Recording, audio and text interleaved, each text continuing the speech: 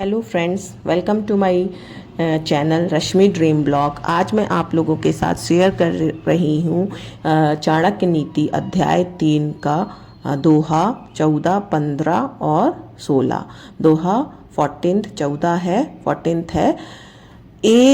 केनापि सुवृक्षेण पुष्पितेन सुगंधिना वसिन्तः त्वदनः सर्व सुपुत्रेण कुलः तथा। और इसका अर्थ है, आचार्य चाणक्य कहते हैं, जिस प्रकार सुगंधित फूलों से लदा हुआ एक ही वृक्ष सारे जंगल को सुगंध से भर देता है, उसी प्रकार सुपुत्र से सारे वंश की शोभा बढ़ती है, प्रशंसा होती है। बहुत से लोगों के बहुत से पुत्र अथवा संतान होती है, परंतु उनकी अधिकता के कारण परिवार का सम्मान नहीं बढ़ता। कुल का सम्मान बढ़ाने के लिए एक सद्गुणी पुत्र ही काफी होता है। धृतराष्ट्र के 100 पुत्र में से एक भी ऐसा नहीं निकला जिसे सम्मान से स्मरण किया जाता हो। ऐसे 100 पुत्रों से क्या लाभ। सागर के तो 60,000 पुत्र थे। तो ये है दोहा 14। अब नेक्स्ट है दोहा 15।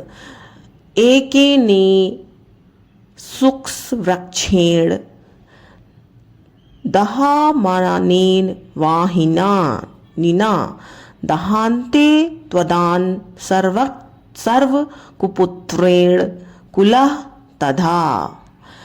तो दोहा 15 में आचार्य चाणक्य क्या कह रहे हैं, जिस प्रकार एक ही सूखे वृक्ष में आग लगने से सारा जंगल जलकर राख हो जाता है, उसी प्रकार एक मूर्ख और कुपुत्र सारे कुल को नष्ट कर देता है। जैसे जंगल का एक सूखा पेड़ आग पकड़ ले तो सारा वन जल उठता है, उसी प्रकार कुल में एक कुपुत्र पैदा हो जाए तो वह सारे कुल को नष्ट कर देता है। कुल की प्रतिष्ठा, आदर, सम्मान आदि सब धूल में मिल जाता है। दुर्योधन का उदाहरण सभी जानते हैं, जिसके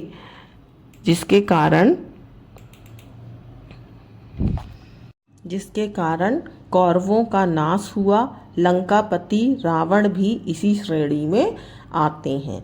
तो ये दोनों दोहा में आचार्य चाणक्य ये समझा रहे हैं कि 100 पुत्र से अच्छा अगर कुल का मान बढ़ाना है तो एक ही पुत्र काफ़ी है सम्मान बढ़ाने के लिए, और अच्छा पुत्र है वो तो। और अगर कुपुत्र है तो सारे कुल को एक कुपुत्र ही नष्ट कर देता है, जैसे दुर्योधन और रावण।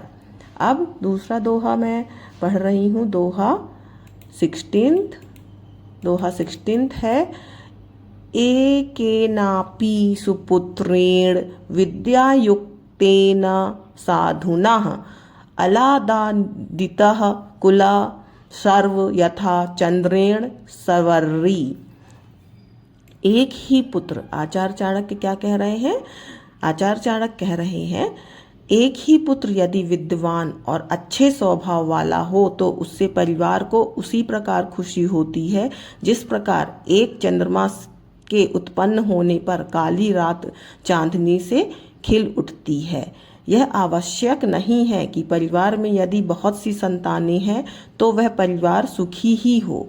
अनेक संतान के होने पर भी यदि उनमें से कोई विद्वान और सदाचारी नहीं तो परिवार के सुखी होने का प्रश्न ही नहीं उठता। इसलिए आचार्य चाणक्य कहते हैं कि बहुत से मूर्ख पुत्र और संतान की अपेक्षा एक ही विद्वान और सदाचारी पुत्र से परिवार को उसी प्रकार प्रसन्नता मिलती है जैसे चांद के निकलने पर उसके प्रकाश से काली रात जगमगा उठती है।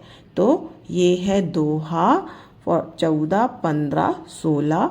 अब नेक्स्ट मिलती हूँ मैं आगे नेक्स्ट दोहे के साथ। अगर आपको वीडियो पसंद आया हो तो मेरे वीडियो को लाइक करिए, चैनल को सब्सक्राइब करिए, और थैंक यू फॉर वॉचिंग। जय हिंद, जय भारत।